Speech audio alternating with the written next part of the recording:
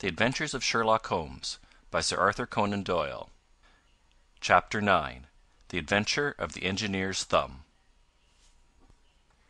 Of all the problems which have been submitted to my friend, Mr. Sherlock Holmes, for solution during the years of our intimacy, there were only two which I was the means of introducing to his notice: that of Mr. Hatherley's thumb, and that of Colonel Warburton's madness.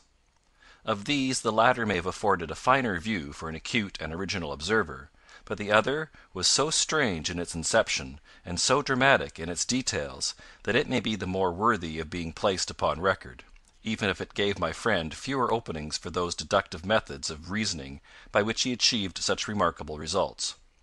The story has, I believe, been told more than once in the newspapers, but, like all such narratives, its effect is much less striking when set forth en bloc in a single half column of print, than when the facts slowly evolve before your own eyes, and the mystery clears gradually away as each new discovery furnishes a step which leads on to the complete truth. At the time the circumstances made a deep impression upon me, and the lapse of 2 years has hardly served to weaken the effect. It was in the summer of '89, not long after my marriage, that the events occurred which I am now about to summarize. I had returned to civil practice, and had finally abandoned Holmes in his Baker Street rooms, although I continually visited him, and occasionally even persuaded him to forego his Bohemian habits so far as to come and visit us. My practice had steadily increased, and as I happened to live at no very great distance from Paddington Station, I got a few patients from among the officials. One of these, whom I had cured of a painful and lingering disease, was never weary of advertising my virtues, and of endeavouring to send me on every sufferer over whom he might have any influence. One morning, at a little before 7 o'clock, I was awakened by the maid tapping at the door to announce that 2 men had come from Paddington, and were waiting in the consulting room. I dressed hurriedly, for I knew by experience that railway cases were seldom trivial, and hastened downstairs. As I descended, my old ally, the guard, came out of the room and closed the door tightly behind him. "I've got him in here," he whispered, jerking his thumb over his shoulder. "He's all right." "What is it, then?" I asked, for his manner suggested that it was some strange creature which he had caged up in my room. "It's a new patient," he whispered. "I thought I'd bring him round myself, then he couldn't slip away. There he is, all safe and sound. I must go now, doctor. I have my duties, just the same as you." And off he went, this trusty tout, without even giving me time to thank him. I entered my consulting room, and found a gentleman seated by the table. He was quietly dressed in a suit of heather tweed, with a soft cloth cap, which he had laid down upon my books. Round one of his hands he had a handkerchief wrapped, which was mottled all over with blood-stains. He was young, not more than 25, I should say, with a strong masculine face; but he was exceedingly pale, and gave me the impression of a man who was suffering from some strong agitation, which it took all his strength of mind to control. "I am sorry to knock you up so early, doctor," he said, "but I have had a very serious accident during the night. I came in by train this morning, and on inquiring at Paddington as to where I might find a doctor, a worthy fellow very kindly escorted me here. I gave the maid a card, but I see that she has left it upon the side table."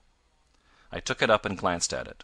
"Mr. Victor Hatherley, Hydraulic Engineer, 16A, Victoria Street, 3rd floor." That was the name, style, and abode of my morning visitor. "I regret that I have kept you waiting," said I, sitting down in my library chair. "You are fresh from a night journey, I understand, which is in itself a monotonous occupation." "Oh, my night could not be called monotonous," said he, and laughed.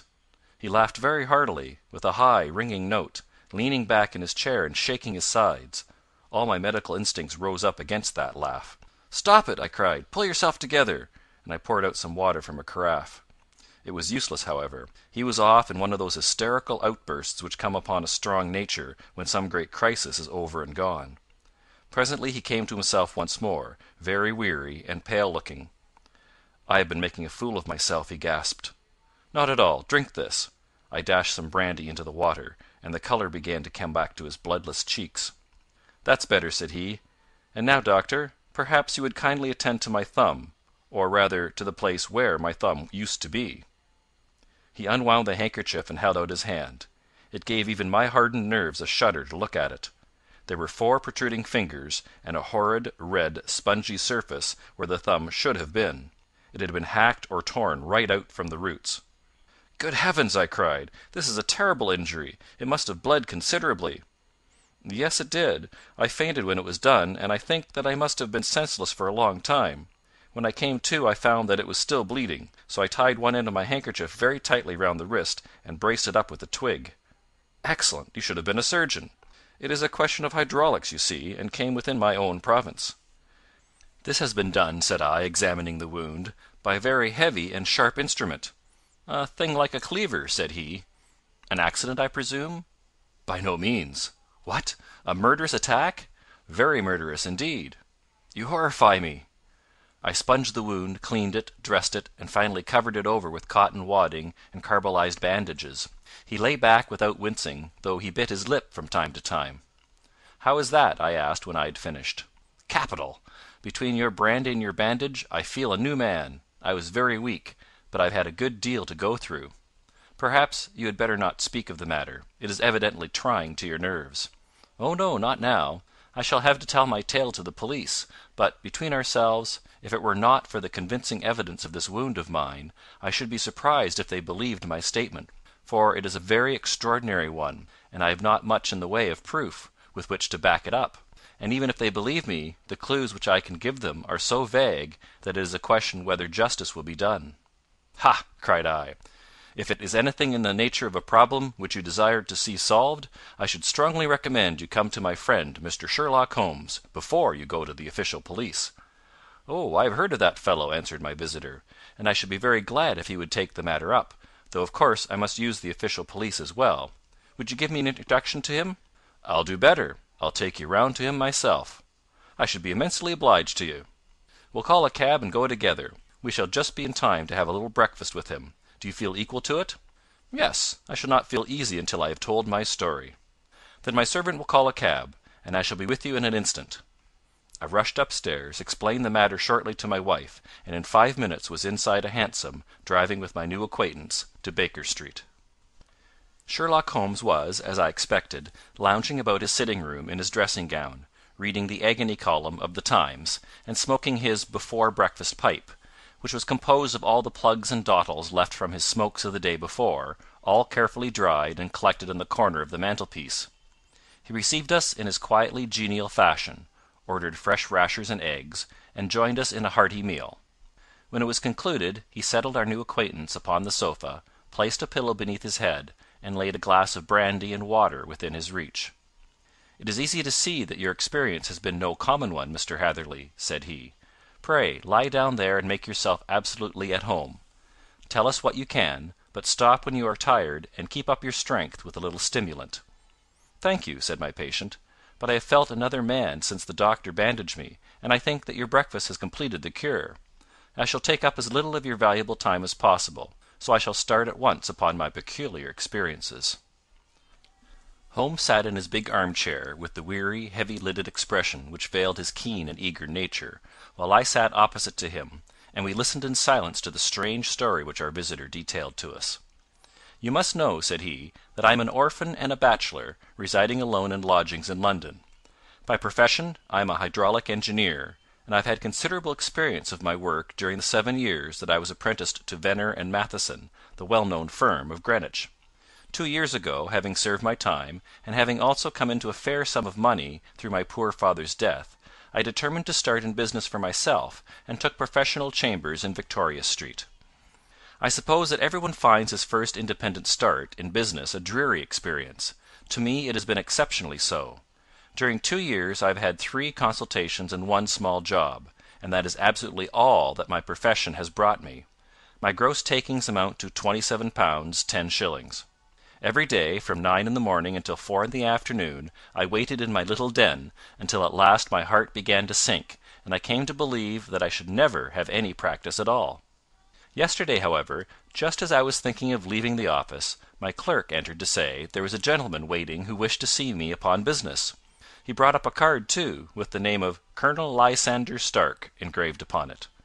Close at his heels came the colonel himself, a man rather over the middle size, but of an exceeding thinness. I do not think that I have ever seen so thin a man. His whole face sharpened away into nose and chin, and the skin of his cheeks was drawn quite tense over his outstanding bones. Yet this emaciation seemed to be his natural habit, and due to no disease, for his eye was bright, his step brisk, and his bearing assured. He was plainly but neatly dressed, and his age, I should judge, would be nearer 40 than 30. "Mr. Hatherley," said he, with something of a German accent, "you have been recommended to me, Mr. Hatherley, as being a man who is not only proficient in his profession, but is also discreet and capable of preserving a secret." I bowed, feeling as flattered as any young man would at such an address. "May I ask who it was who gave me so good a character?" "Well, perhaps it is better that I should not tell you that just at this moment. I have it from the same source that you are both an orphan and a bachelor, and are residing alone in London." "That is quite correct," I answered. "But you will excuse me if I say that I cannot see how all this bears upon my professional qualifications. I understand that it was on a professional matter that you wished to speak to me." "Undoubtedly so, but you will find that all I say is really to the point. I have a professional commission for you, but absolute secrecy is quite essential. Absolute secrecy, you understand, and of course we may expect that more from a man who is alone than from one who lives in the bosom of his family." "If I promise to keep a secret," said I, "you may absolutely depend upon my doing so." He looked very hard at me as I spoke, and it seemed to me that I had never seen so suspicious and questioning an eye. "Do you promise, then?" he said at last. "Yes, I promise." "Absolute and complete silence before, during, and after? No reference to the matter at all, either in word or writing?" "I have already given you my word." "Very good." He suddenly sprang up, and darting like lightning across the room, he flung open the door. The passage outside was empty. "That's all right," said he, coming back. "I know that clerks are sometimes curious as to their masters' affairs. Now we can talk in safety." He drew up his chair very close to mine, and began to stare at me again with the same questioning and thoughtful look. A feeling of repulsion and of something akin to fear had begun to rise within me at the strange antics of this fleshless man. Even my dread of losing a client could not restrain me from showing my impatience. "I beg that you will state your business, sir," said I. "My time is of value." Heaven forgive me for that last sentence, but the words came to my lips. "How would 50 guineas for a night's work suit you?" he asked. "Most admirably." "I say a night's work, but an hour's would be nearer the mark. I simply want your opinion about a hydraulic stamping machine which has got out of gear. If you show us what is wrong, we shall soon set it right ourselves. What do you think of such a commission as that?" "The work appears to be light, and the pay munificent." "Precisely so. We shall want you to come to-night by the last train." "Where to?" "To Ayford, in Berkshire. It is a little place near the borders of Oxfordshire, and within 7 miles of Reading. There is a train from Paddington which would bring you there at about 11:15. "Very good. I shall come down in a carriage to meet you." "There is a drive, then?" "Yes, our little place is quite out in the country. It is a good 7 miles from Ayford station." "Then we can hardly get there before midnight. I suppose there will be no chance of a train back. I should be compelled to stop the night." "Yes, we could easily give you a shakedown." "That is very awkward. Could I not come at some more convenient hour?" "We have judged it best that you should come late. It is to recompense you for any inconvenience that we are paying to you, a young and unknown man, a fee which would buy an opinion from the very heads of your profession. Still, of course, if you would like to draw out of the business, there is plenty of time to do so." I thought of the 50 guineas, and of how very useful they would be to me. "Not at all," said I. "I shall be very happy to accommodate myself to your wishes. I should like, however, to understand a little more clearly what it is that you wish me to do." "Quite so. It is very natural that the pledge of secrecy which we have exacted from you should have aroused your curiosity. I have no wish to commit you to anything without your having it all laid before you. I suppose that we are absolutely safe from eavesdroppers?" "Entirely." "Then the matter stands thus. You are probably aware that fuller's earth is a valuable product, and that it is only found in 1 or 2 places in England?" "I have heard so." "Some little time ago I bought a small place, a very small place, within 10 miles of Reading. I was fortunate enough to discover that there was a deposit of fuller's earth in one of my fields. On examining it, however, I found that this deposit was a comparatively small one, and that it formed a link between 2 very much larger ones upon the right and left, both of them, however, in the grounds of my neighbours. These good people were absolutely ignorant that their land contained that which was quite as valuable as a gold mine. Naturally, it was to my interest to buy their land before they discovered its true value, but unfortunately I had no capital by which I could do this. I took a few of my friends into the secret, however, and they suggested that we should quietly and secretly work our own little deposit, and that in this way we should earn the money which would enable us to buy the neighbouring fields. This we have now been doing for some time, and in order to help us in the operations we erected a hydraulic press. This press, as I have already explained, has got out of order, and we wish your advice upon the subject. We guard our secret very jealously, however, and if it once became known that we had hydraulic engineers coming to our little house, it would soon rouse inquiry, and then, if the facts came out, it would be good-bye to any chance of getting these fields and carrying out our plans. That is why I have made you promise me that you will not tell a human being that you are going to Eyford tonight. I hope that I make it all plain?" "I quite follow you," said I. "The only point which I could not quite understand was what use you could make of a hydraulic press in excavating fuller's earth, which, as I understand, is dug out like gravel from a pit." "Ah," said he carelessly, "we have our own process. We compress the earth into bricks, so as to remove them without revealing what they are. But that is a mere detail. I have taken you fully into my confidence now, Mr. Hatherley, and I have shown you how I trust you." He rose as he spoke. "I shall expect you, then, at Eyford at 11:15." "I shall certainly be there." "And not a word to a soul." He looked at me with a last long, questioning gaze, and then, pressing my hand in a cold, dank grasp, he hurried from the room. Well, when I came to think it all over in cool blood, I was very much astonished, as you may both think, at this sudden commission which had been entrusted to me. On the one hand, of course, I was glad, for the fee was at least tenfold what I should have asked had I set a price upon my own services, and it was possible that this order might lead to other ones.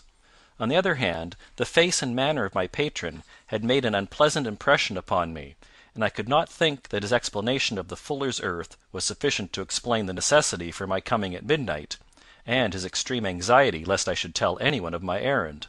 However, I threw all fears to the winds, ate a hearty supper, drove to Paddington, and started off, having obeyed to the letter the injunction as to holding my tongue. At Reading I had to change not only my carriage but my station. However, I was in time for the last train to Eyford, and I reached the little dim-lit station after 11 o'clock. I was the only passenger who got out there, and there was no one upon the platform save a single sleepy porter with a lantern. As I passed out through the wicket gate, however, I found my acquaintance of the morning waiting in the shadow upon the other side. Without a word he grasped my arm and hurried me into a carriage, the door of which was standing open. He drew up the windows on either side, tapped on the woodwork, and away we went as fast as the horse could go. "One horse?" interjected Holmes. "Yes, only one." "Did you observe the colour?"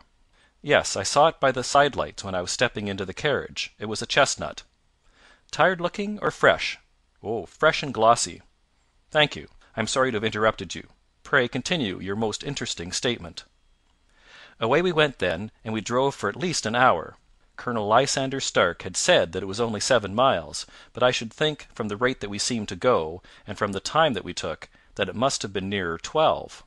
He sat at my side in silence all the time, and I was aware, more than once when I glanced in his direction, that he was looking at me with great intensity.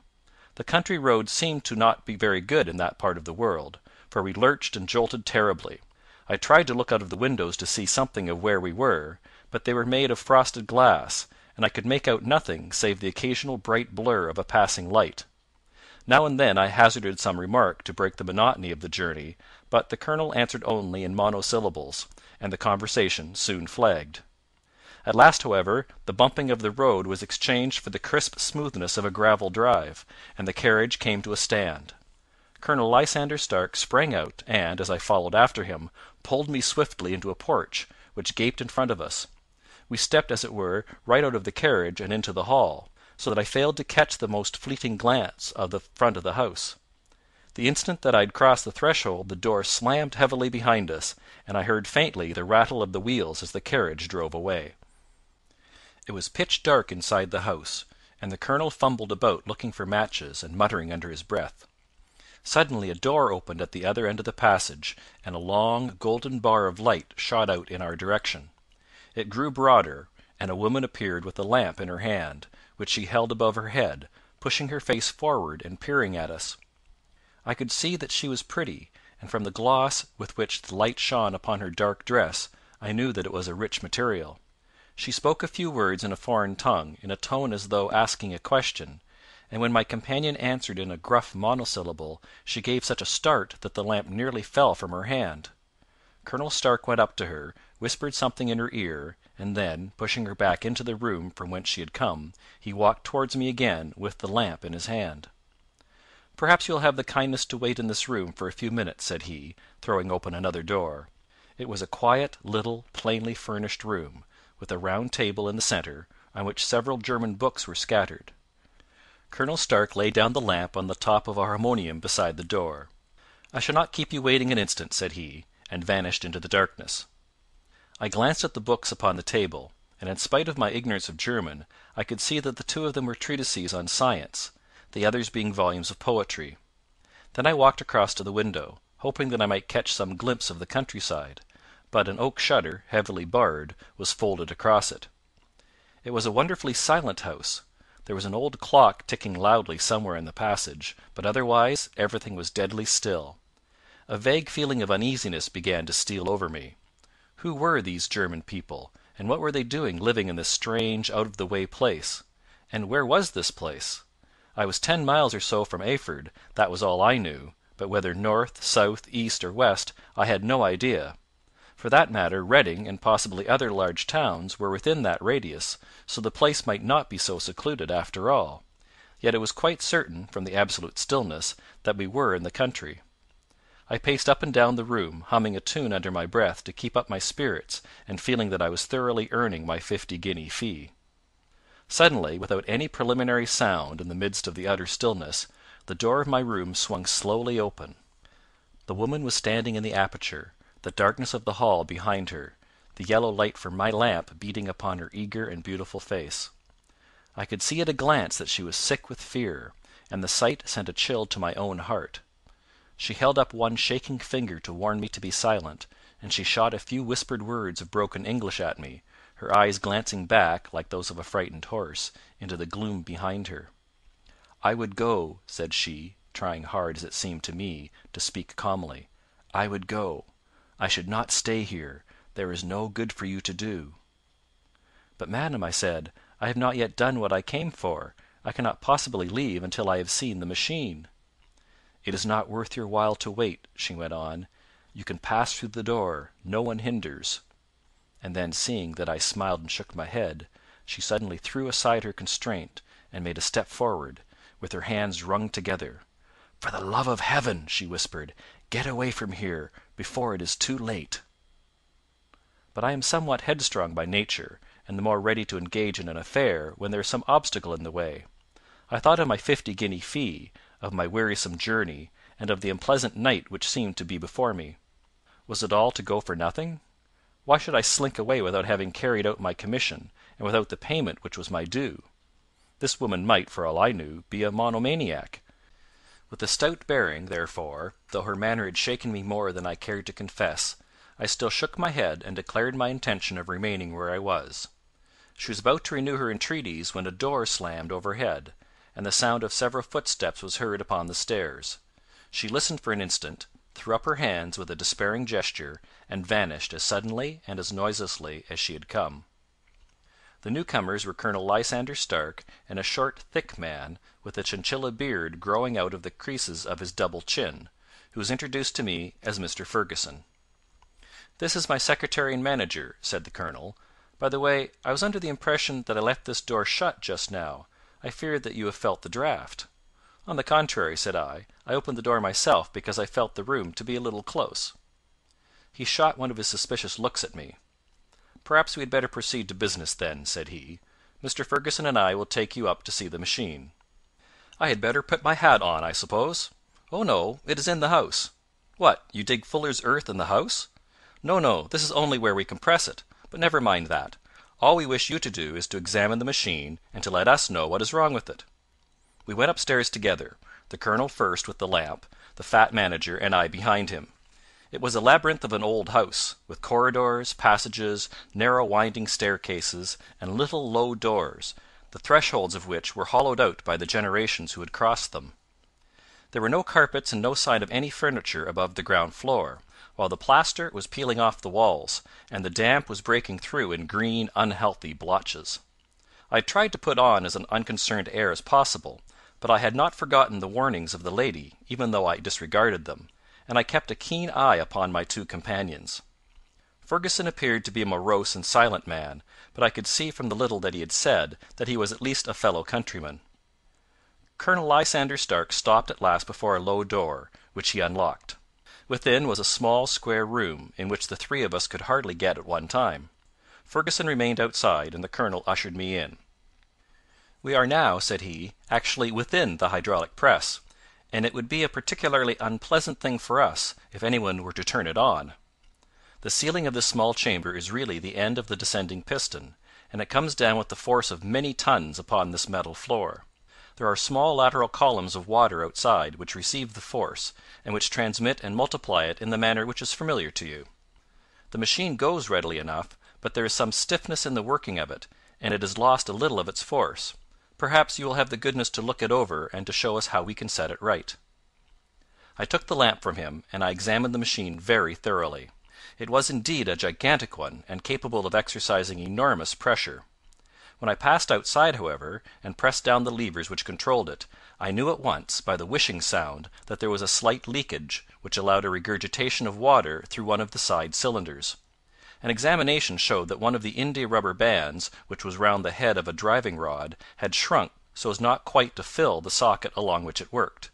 This was clearly the cause of the loss of power, and I pointed it out to my companions, who followed my remarks very carefully and asked several practical questions as to how they should proceed to set it right. When I had made it clear to them, I returned to the main chamber of the machine, and took a good look at it to satisfy my own curiosity. It was obvious at a glance that the story of the fuller's earth was the merest fabrication, for it would be absurd to suppose that so powerful an engine could be designed for so inadequate a purpose. The walls were of wood, but the floor consisted of a large iron trough, and when I came to examine it I could see a crust of metallic deposit all over it. I had stooped and was scraping at this to see exactly what it was, when I heard a muttered exclamation in German, and saw the cadaverous face of the colonel looking down at me. "What are you doing there?" he asked. I felt angry at having been tricked by so elaborate a story as that which he had told me. "I was admiring your fuller's earth," said I. "I think that I should be better able to advise you as to your machine if I knew what the exact purpose was for which it was used." The instant that I uttered the words I regretted the rashness of my speech. His face set hard, and a baleful light sprang up in his grey eyes. "Very well," said he, "you shall know all about the machine." He took a step backward, slammed the little door, and turned the key in the lock. I rushed towards it and pulled at the handle, but it was quite secure, and did not give in the least to my kicks and shoves. "Hullo!" I yelled. "Hullo, Colonel! Let me out!" And then suddenly in the silence I heard a sound which sent my heart into my mouth.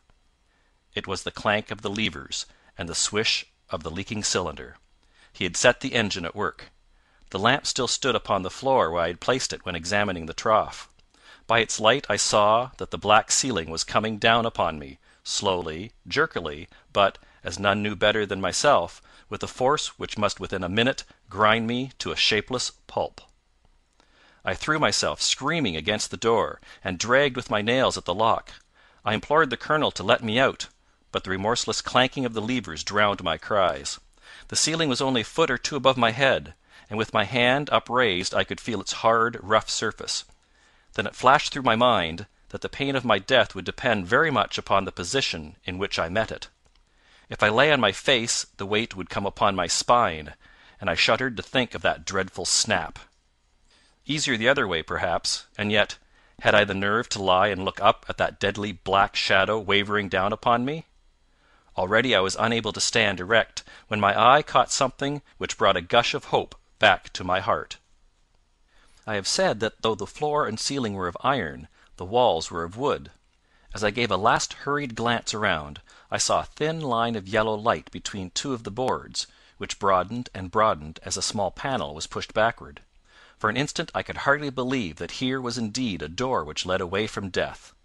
The next instant I threw myself through, and lay half fainting upon the other side. The panel had closed again behind me, but the crash of the lamp and a few moments afterwards the clang of the two slabs of metal told me how narrow had been my escape. I was recalled to myself by a frantic plucking at my wrist, and I found myself lying upon the stone floor of a narrow corridor, while a woman bent over me and tugged at me with her left hand while she held a candle in her right. It was the same good friend whose warning I had so foolishly rejected. "Come, come!" she cried breathlessly. "They will be here in a moment. They will see that you are not there. Oh, do not waste the so precious time, but come!" This time, at least, I did not scorn her advice. I staggered to my feet and ran with her along the corridor and down a winding stair. The latter led to another broad passage, and just as we reached it we heard the sound of running feet and the shouting of two voices, one answering the other from the floor on which we were, and from the one beneath. My guide stopped and looked about her like one who was at her wits' end. Then she threw open a door which led into a bedroom, through the window of which the moon was shining brightly. "It is your only chance," said she. "It is high, but it may be that you can jump it."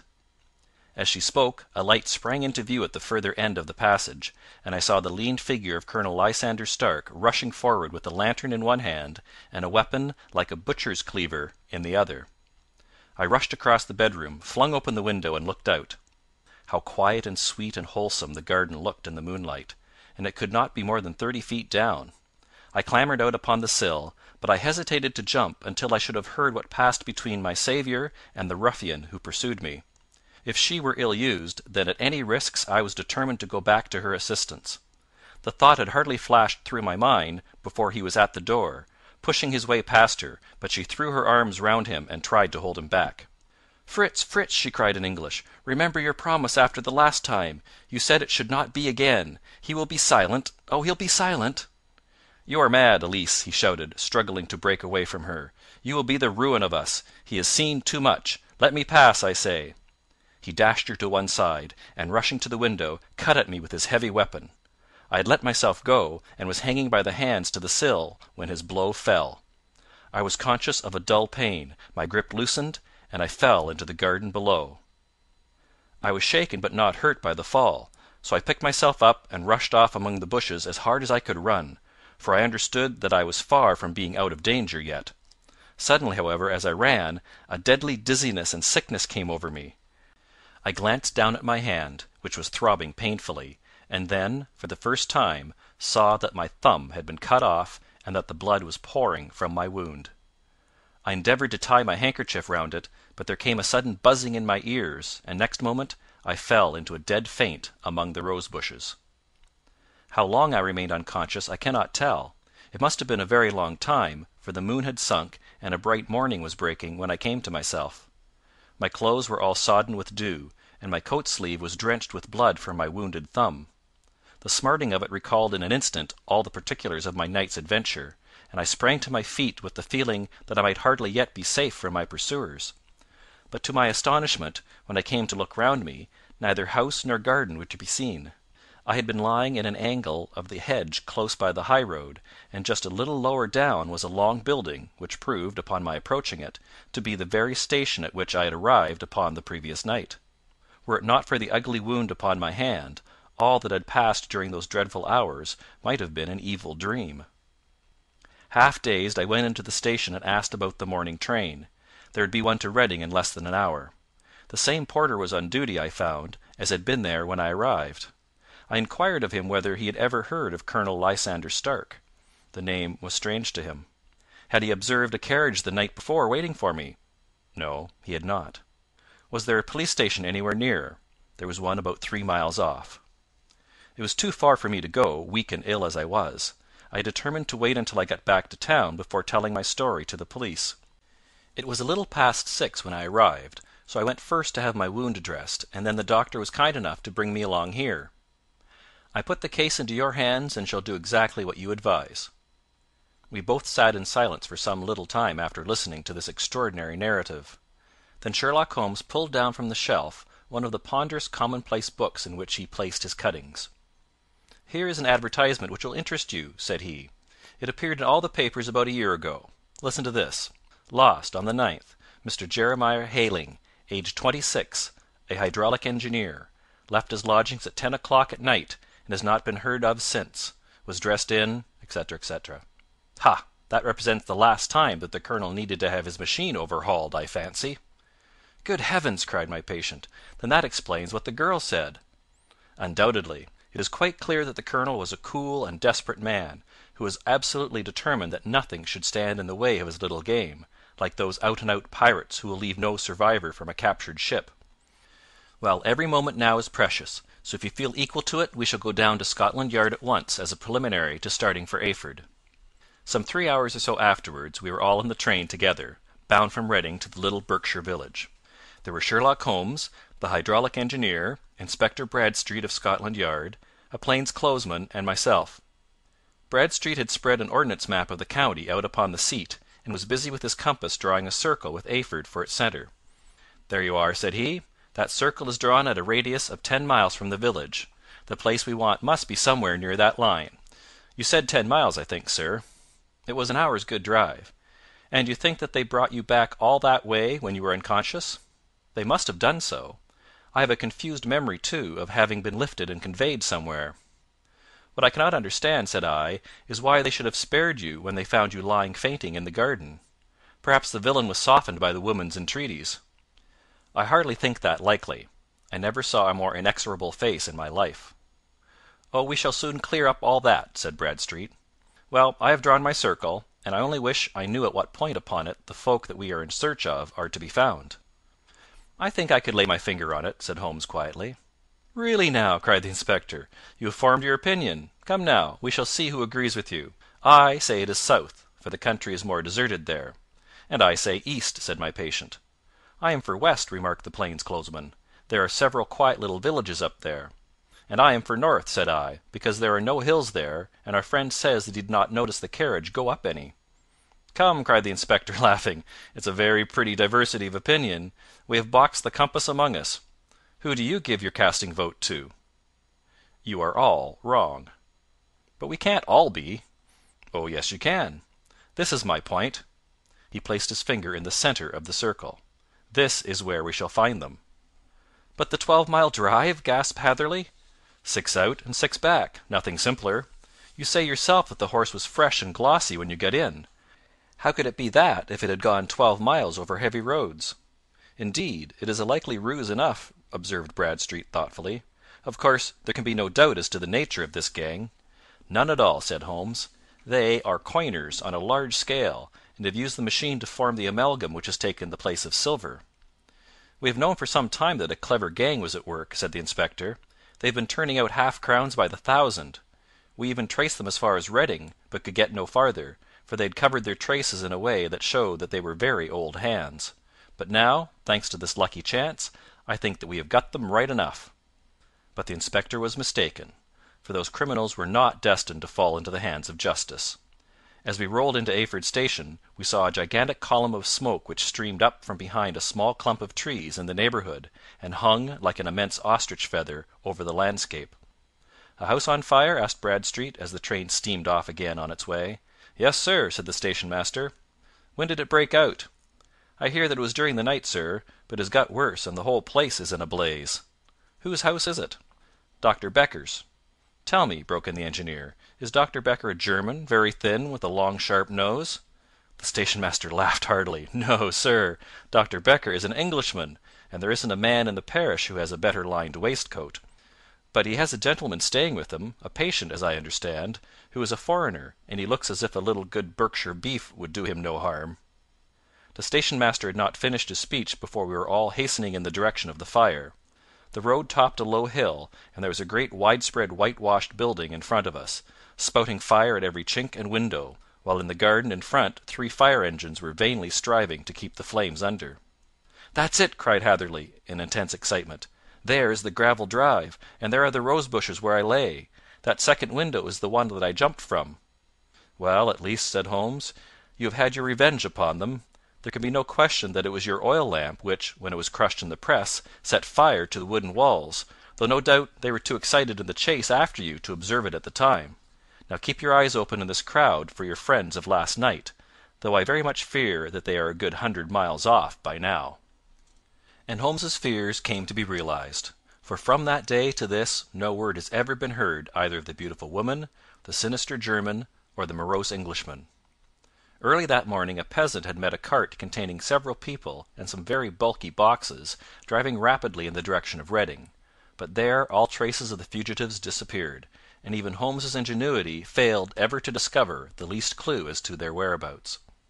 The firemen had been much perturbed at the strange arrangements which they had found within, and still more so by discovering a newly severed human thumb upon a window sill of the second floor.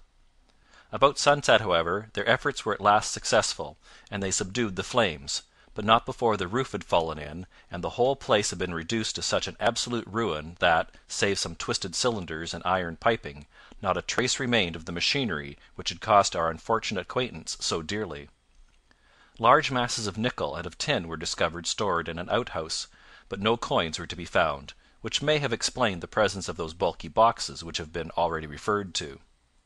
How our hydraulic engineer had been conveyed from the garden to the spot where he recovered his senses might have remained forever a mystery were it not for the soft mould, which told us a very plain tale. He had evidently been carried down by two persons, one of whom had remarkably small feet and the other unusually large ones.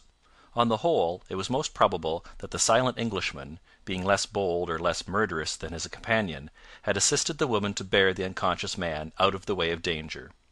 "Well," said our engineer ruefully, as we took our seats to return once more to London, "it has been a pretty business for me. I have lost my thumb, and I have lost a 50-guinea fee, and what have I gained?" "Experience," said Holmes, laughing. "Indirectly, it may be of value, you know. You have only to put it into words to gain the reputation of being excellent company for the remainder of your existence." Chapter 10.